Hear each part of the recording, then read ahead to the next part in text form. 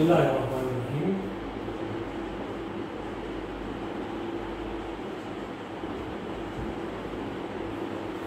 عزیز طلبہ و طالبات، ہم لوگ کہانی کے اجزاء ترکیبی دیکھ رہے تھے.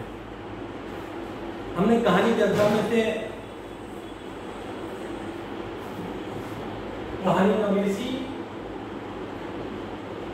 اس پرچے میں کہانی کے اجزاء ترکیبی دیکھ رہے تھے، جس میں ہم نے کیا کہتے ہیں موضوع، نقطۂ آغاز، پلاٹ، اسلوب، کردار، ابتدا، ماحول اور مکالمات دیکھنا تھا. تو اب جو چیزیں اس میں سے رہ گئی اس کے اوپر گفتگو کریں گے.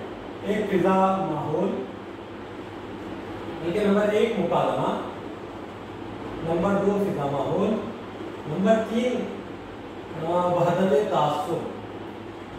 وحدت تعصب، یہ 3 جو اجزاء ترکیبی ہمارے پاس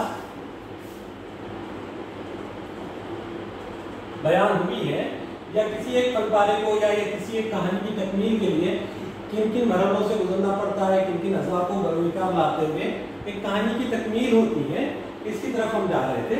تو جو آخر میں 3 چیزیں رہ گئی، ایک ہے مکالمہ. دیکھیے اس سے پہلے ہم نے کردار پر ڈسکس کی اور کردار سے وابستہ تمام عوامل کو ہم نے موضوع بحث بنایا. دیکھیے مکالمہ اور کردار، یہ دونوں جز کہانی کو متحرک رکھتے ہیں. اگر مکالمہ نہ ہو تو کہانی ٹھہر جائے، اور کردار اپنے اعمال اور افعال سے کہانی میں پیش نہ ہو تو بھی کہانی ٹھہر جائے. اس لیے کردار کی زبان سے ادا ہونے والے مکالمے، کردار کی زبان سے ادا ہونے والی وہ بات جو کردار حسب موقع اور حسب ماحول ادا کرتا ہے، وہ کہانی کو آگے بڑھانے میں، کہانی کو متحرک رکھنے میں فعال ہوتی ہے. اگر کہانی کے اندر سے مکالمہ ختم کر دیا جائے تو کہانی یکسر ٹھہر جائے. یہ ہو سکتا ہے کہ کہانی کا کوئی کردار مکہ ہو، لیکن یہ ممکن نہیں کہ سارے مکے ہو سکتا ہے کہانی کا مرکزی کردار گونگا ہو، لیکن یہ ممکن نہیں کہ سارے کردار گونگے ہوں. بلکہ مکالمہ وہ واحد سبیل ہے، راستہ ہے جس سے کہانی آگے بڑھتی ہے. اس لیے کہانی کی بنیاد جہاں موضوع اور کردار ہے، وہیں پر کہانی کو متحرک رکھنے کے لیے مکالمے بے انتہا ضروری ہے. بغیر مکالمے کے کوئی کہانی، کوئی فن پارہ مکمل نہیں ہو سکتا. جہاں کردار کا تذکرہ ہو وہاں مکالمے آئیں گے. اب فرق یہ ہے کہ مکالمہ ادا کس طریقے سے ہوگا، مکالمہ ہوتا کیا ہے. اگر اس طرف ہم گفتگو کریں تو مکالمہ کہتے ہیں کہانی کے اندر موجود کرداروں کی زبانوں سے ادا کیے گئے جملے جو کہ کہانی کو آگے بڑھانے میں معاون ثابت ہوتے ہیں، وہ مکالمے کہلاتے ہیں. اب یہ ادا کیسے ہو؟ اب مکالمے کے ادا ہونے کے کچھ بنیادی ضوابط ہیں. حلف مرتبہ مکالمہ ادا ہو، بڑا شخص ہو تو بڑا آدمی ہو، گھر کے سرپرست ہو، کہانی میں کوئی ایسا کردار ہو جو کہانی کے کردار میں ہیرو کے والدین کا رول ادا کر رہا ہو یا بڑے آدمی کا رول ادا کر رہا ہو، تو اس کے مکالمے اس کے حسب حیثیت ادا ہونے چاہیے. ہیرو سے جو مکالمے ادا کیے جا رہے ہیں، ہیرو کا کریکٹر، ہیرو کا کردار جو پلے ہو رہا ہو، جو کھیلا جا رہا ہو، جو دکھایا جا رہا ہو، تو اس بات پر منحصر ہے کہ ہیرو کس ماحول میں ہے، کہانی کس مزاج کی پیش کی جا رہی ہو، اور ہیرو جس ماحول اور جس سینریو کے اندر کہانی کو پلے کر رہا ہو، جس سے کہانی وابستہ ہو رہی ہو، اس کے حسب موقع ہیرو کے زبان سے یا دیگر کرداروں کے زبان سے مکالمے ادا ہونے چاہیے.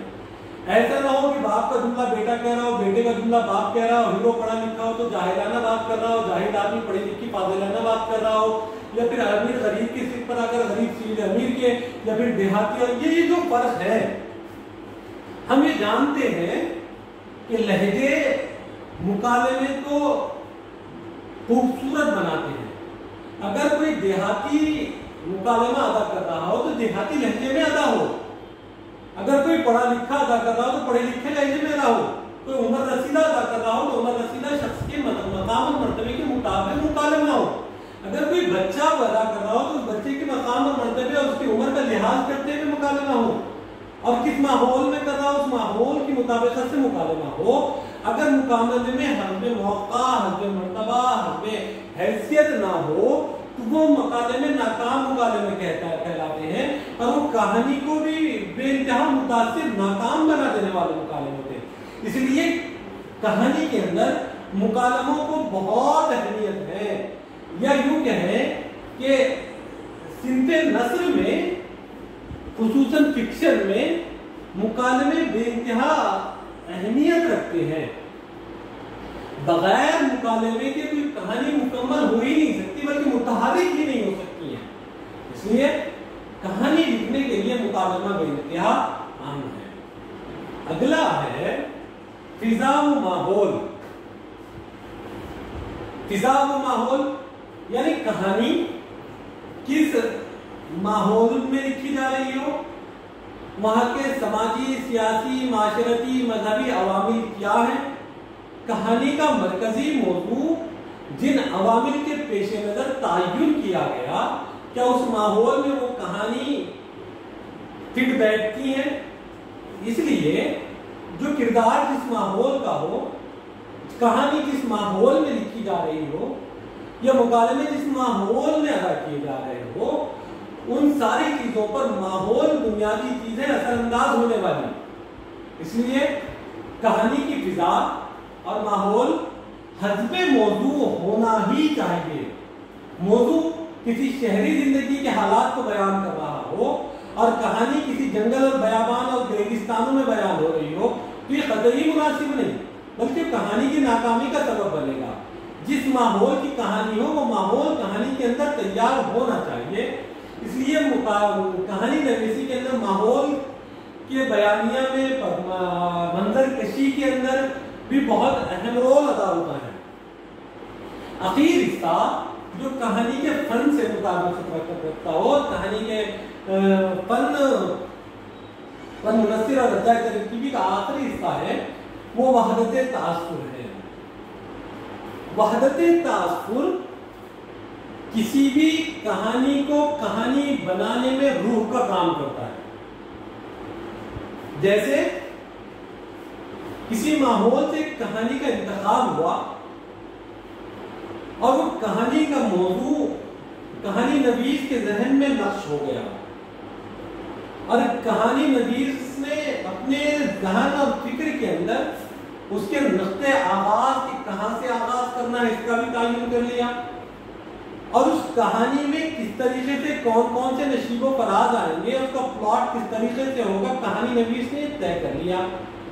اور ماحول کیا پیش کیا جائے، کردار کس طریقے سے پلے ہوگا، اور اس کے مکالمے کیا ہوں گے، یہ سارے پیش کرنے میں کہانی نویس کو اس بات کا خیال رکھنا ہوتا ہے کہ موضوع کا جو انتخاب ہوا ہے اس انتخاب کے پیش نظر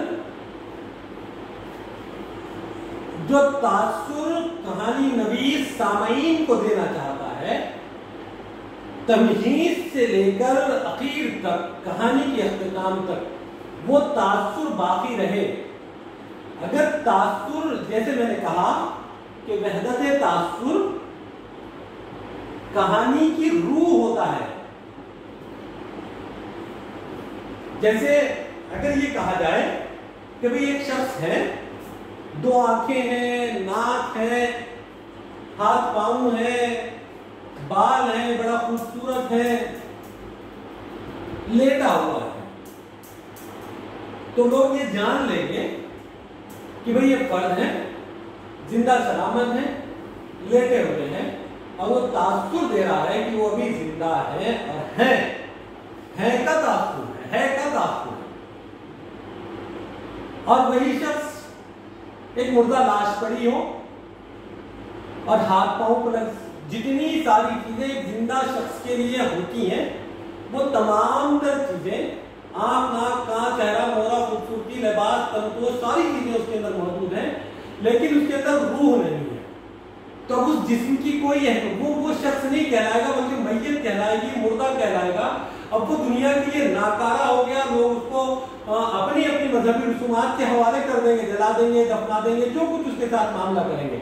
लेकिन जो जिंदा फर्द के साथ आदमी मामलात करते हैं, वो मामलात उसके साथ नहीं बल्कि उससे मुनफरिद हो जाएगा, वो खत्म हो जाएगा, उसका वजूद खत्म हो गया। इसी तरीके से जिस तरीके से फर्द के अंदर रूह का काम होता है, जो इंसान को इंसान बना रहने में वह बाकी रखती है, इसी तरीके से कहानी या फिक्शन के अंदर वहदत तासुर रूह का काम करती है कि सर के बाल से लेकर पांव के नाखून तक रूह जिस तरीके से सरगर्दा होती है, उसी तरीके से पूरी कहानी में वहदत तासुर सरगर्दा होता है।